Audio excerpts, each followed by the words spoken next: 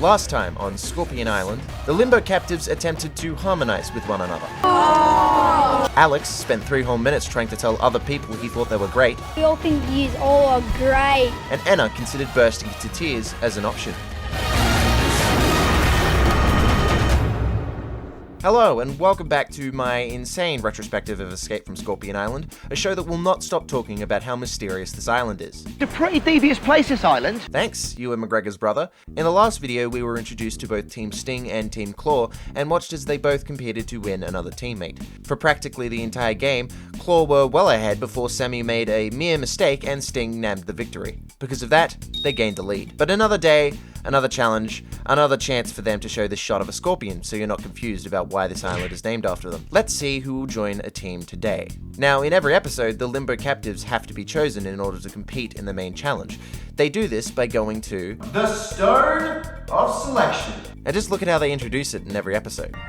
Hidden away in the dark jungle is a mysterious clearing. Oh my god, Jerry left the smoke machine on again. If he does it one more time, his ass is fired. The Limbo captives huddle around the stone and extend a hand deep inside it. But living inside the stone is something dark and twisted. A guy huddled inside with a paintbrush. One by one, those chosen to compete will get stung, bitten, marked? It could be any of those 3. Either way, I don't think a scorpion sounds like that. Jack and Ayla get put on the blue team, and for the white team, you get Amy and Alex. You know what? This is better time than ever to do this. I feel we must talk about Alex. This is Alex from Limbo. Not to be confused with this guy who was also named Alex but is on Team Sting. We have 2 different Alexes, and I'm talking about the British one from Limbo, not the Australian one from Sting. Got it? Cool. I wanted to focus on this particular kid because if I were being 100% honest and utterly serious, this guy is my favorite person in the entire competition. It's not very pleasant in there. Even from the first episode, his humility and self-awareness showed through like no other. Realizing his abilities at Morse code weren't up to scratch, he let Anna do it. I was getting a bit annoyed, so I gave Anna a go. And then she escaped Limbo. Coincidence? Probably. He didn't participate in the challenge. He couldn't actually be freed anyway. But I am mentioning this boy's, nay, this man's character because, simply put, my guy needs to believe in himself more. And Alex questioned his own leadership skills. I'm a giant puffball. What makes it harder is that from a certain point of view, I can see why someone like Alex could doubt himself in this very situation. Take a look at every single other child on this show. They're all either small and flexible like Sammy or Kai, or tall and stronger like Lizzie. Meanwhile, there's Alex, self-proclaimed puffball. Alex fell in backwards. His whole body's soaked. Here he's taking notes from Oliver last episode, showing his leadership skills by going up and reading the note for everyone else. And then Kai pulls this. Survival. Dude, leave him be. I think Alex is able to read. Lachlan is even smirking. Heathens, the lot of them. How is Alex meant to ascend if you keep pushing him down like this? I'm not particularly very impressive. Stop it, Alex. You are impressive. And now that you've gotten chosen to compete, you'll show the world just how impressive you really are. I am 100% behind this guy. The challenge itself is called Decks of Doom. but I'm gonna call it left foot, right foot, ouch, you stepped on my foot. The goal is to have 2 people use these 3 decks to get from one side of the water to the other and grab the human skull waiting at the other side. And don't ask where the skull came from, because we can't talk about where the skull came from. So, this challenge involves skills with heights, communication, and most important of all, balance. How is Alex gonna go with this? But you look really, really nervous. I'm not very balanced. Oh my god!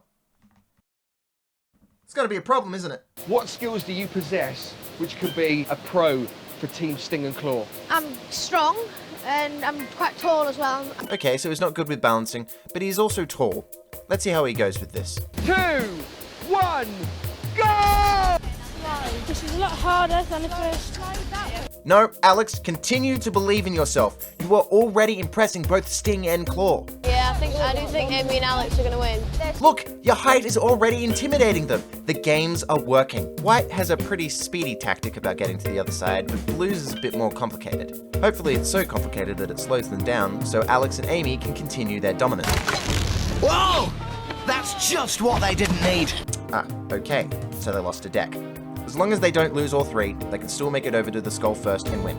Come on, stand up, I'll steady the thing. Well done, Alex, doing really well. Jake and Ayla on the other team are now encouraging him whilst they try to also complete the challenge first, but as long as he doesn't... Oh, and he's fallen! And he's taken Amy with him! Oh man, can I at least complete the sentence? So at this point, Alex is very apologetic to Amy. I'm so sorry. I'm really sorry. And the Blues basically waltz their way down to the skull and win the challenge. The Blues have won! And I feel that their words of encouragement were actually based in sincerity, but it would hurt for Amy and Alex that not only did the Blues win, but they were comfortable enough that they were also aware of how much you lost. Really, really sorry. Don't worry. So, today's was not Alex's day. My legs were like jelly and I was all over the place. If Alex wants to escape limbo, he needs to impress Sting and Claw, and he hasn't done it yet. But I know with his conviction, his day will come soon. We now have to send you guys back to limbo. Goodbye. I'm so sorry. Bye. And with that over, it's time for the Blues to be chosen as human prizes. Because Sting won last time, they get to choose first. Jack is the one they go for. And since only 2 people played, Ayla automatically becomes Claw's prize. She's going to play a really good part in our Team Claw. And I'm sure she's definitely the one they actually wanted to pick. If you did have first choice, would it have still been Ayla? I'm going to say the truth, and I think it would have actually been Jack.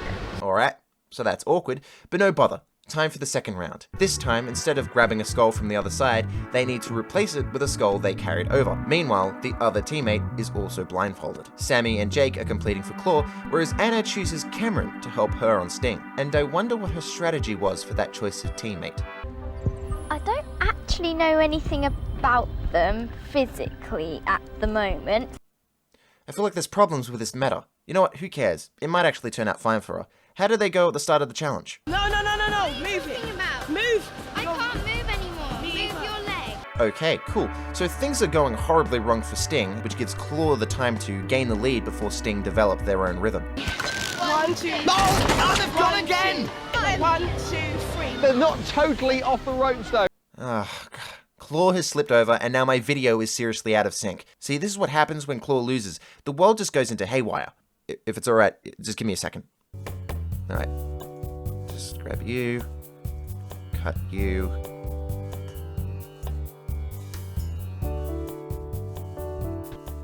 Okay, that should fix it. Now, even though they did slip, Claw can still move further ahead if they can manage with just 2 decks. What also helps is that Sting then loses all 3. Oh no, they've just gone! They've gone as well! But then Claw loses them too. And we're back to square one. So the race is back on! Going again, this time with experience, Claw goes a little slower, whereas Cameron spends the entire time counting. 1, 2, 3. Together, 1, quick, I'm 2, gonna fall. 3. Sting is trying to be speedier, whereas Claw is trying to be steadier. Cast your votes now. Which strategy do you think will win? Which team will end up victorious? Spoiler alert! Sting just lost all 3 decks again. Oh no! They're down again! There's a little wobble from Sammy on Claw, but other than that, they now hold a significant lead in front of Sting. JT's not even able to recap what just happened before Sting lose all 3 a third time. Ah! This is so annoying! Which means that, much like the blue team in the Limbo Challenge, Claw are able to just waltz on through and replace the skull and win the game. They've done it! Decks of Doom goes to Claw! There's disappointment for Sting, but jubilation for Claw! Yes, that is how team sports usually work when one side wins, but that also means that Claw win their 4th member, Ayla. Come on in, Ayla. How you feeling? Yeah, great. And that of course brings the question, who is Ayla? We haven't actually talked about her. She was so under the radar that neither team wanted her, even though Ayla has a very special secret about her that will greatly help Claw in the future. Something special to tell your new teammates. The secret is that she only looks 12, but instead is a 35-year-old woman. Can you believe it? You shouldn't, because I'm kidding. She's a secret power player. You have been selected as a secret power player, and the name of the power play is Swap. Turns out this whole time, 4 kids in Limbo have been chosen to be a secret power player. What does this mean? Well, when they join either Sting or Claw, they're able to enact an ability that will hinder the rival team during any challenge. Ayla is one of these 4 limbo captives. Her ability is called Swap, and it means that when she uses it, Sting has to swap out one of their teammates for another, jeopardizing their chance of success. Say you swap out Olivia for Alex's drooping leg so that Sting loses more points. She can hold onto it as long as she can, so using it at the right time is the most strategic and valuable option. This of course also means there are still 3 others amongst the 8 remaining limbo captives, but the identities of these other 3 shall remain secret for now. So, how does Sting feel now that they've missed out on this advantage? We can beat them. But remember that power play, okay, it's swap. Yeah, I'm trying to be kind of positive here. You're ruining the vibe. Well, JT's being really smooth right now, but that's beside the point. Claw finally has a 4th member, and that makes them even with Sting. But with certain gifts, bring needed sacrifices.